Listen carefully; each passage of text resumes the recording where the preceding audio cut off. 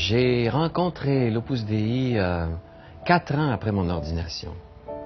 C'est-à-dire à l'époque où, je l'avoue, je commençais à perdre un peu l'énergie qu'on a quand on sort du séminaire. La spiritualité et tout ça. Et je commençais à ressentir la solitude. Un prêtre séculier est confronté à la solitude. Le prêtre séculier, c'est vraiment le prêtre qui est dans le monde, au milieu du monde. Nous ne sommes pas dans une communauté.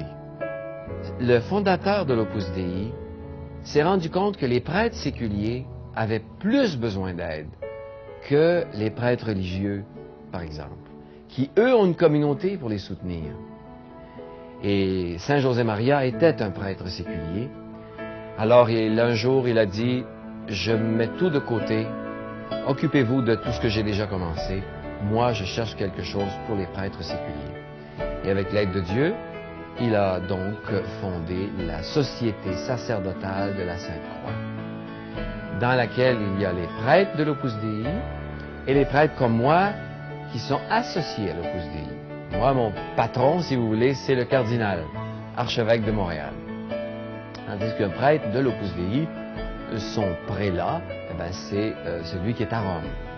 Lorsque je fais mon travail de prêtre, il y a une chose que l'Opus Dei donne, et ça, les gens s'en rendent compte, c'est la sécurité d'être selon ce que l'Église demande. Et notre idée, c'est de servir l'Église comme elle veut être servie, pas comme on voudrait que ça se passe.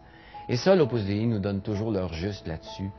Et je pense que de plus en plus, dans toute l'Église catholique, c'est reconnu. On est en compétition avec personne, au contraire.